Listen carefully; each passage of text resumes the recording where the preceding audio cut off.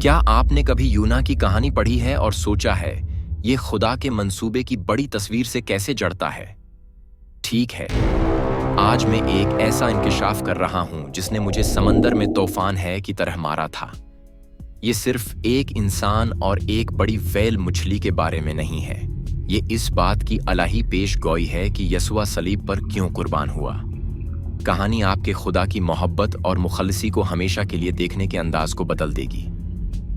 आइए यूनाह नबी से शुरू करते हैं। खुदा ने उसे नीनवा में तबलीग करने के लिए बुलाया, एक गुनाह में डूबा हुआ शहर, लेकिन यूनाह हमेशा के लिए देखने के अंदाज को बदल देगी। आइए यूनाह नबी से शुरू करते हैं। जाना नहीं चाहता था। क्यों? क्योंकि वो जानता था कि अगर वो तौबा करेंगे तो खुदा की रहमत नीनवा के लोगों को बचाएगी, और यूनाह तैयार नहीं था। उनको माफ करने के लिए कभी कभी हम उससे भागते हैं जो हमें यूनाह नबी की तरह करने के लिए कहते हैं। यूनाह नबी की गुनहगारों पर रहम करने में हचकचाहट यस्वा के बिल्कुल बरअक्स है, जिसने खुशी से हमें बचाने के अपने मिशन को कबूल किया। अगर आपको ये कहानी इतनी ही दिलचस्प लग रहा है तो इस सब्सक्राइब बटन को दबाएं और इस जैसी मजीद रूह की क़ियादत वाली कहानियों के लिए मेरे साथ शामिल हों। जब यूनाह नबी भागा तो खुदा ने एक तूफान इतना शदीद भेजा कि सभी लोग अपनी जानों से डर गए।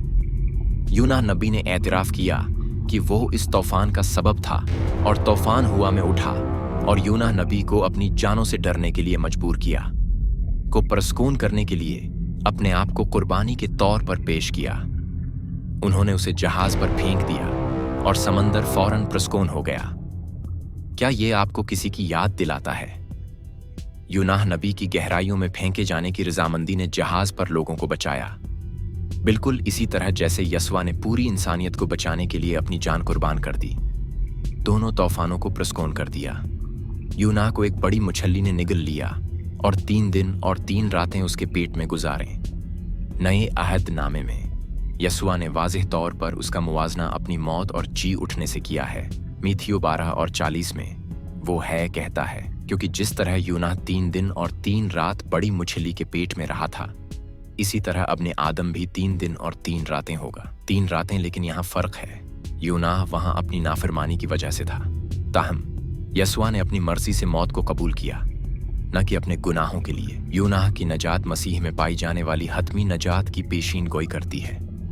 जब यूनाह ने आखिरकार इताअत की, नीनवा ने तौबा की और खुदा ने उन्हें बख्श दिया, लेकिन यूनाह खुश नहीं था।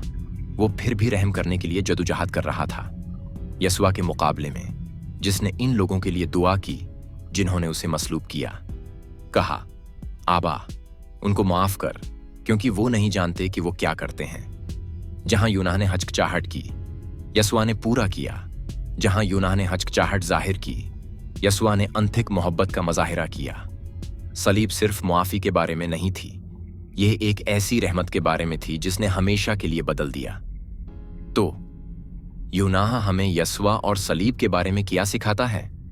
खुदा की मोहब्बत हमेशा खोए हुए लोगों का पीछा करने, रहम करने और नजात का रास्ता फराहम करने के बारे में रही है। यूनाह की कहानी इस अजीम कुर्बानी की एक झलक है जो यस्वा ने की थी। साबित करती है कि खुदा का हमें बचाने का मंसूबा सलीब से बहुत पहले लिखा गया था।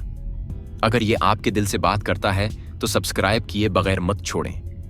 आइए इस रूह की ज़ेर क़ियादत सफ़र को एक साथ जारी रखें, और याद रखें, आपके लिए खुदा की मोहब्बत समंदर से गहरी और किसी तूफान से ज़्यादा मजबूत है। अगली वीडियो में मिलते हैं।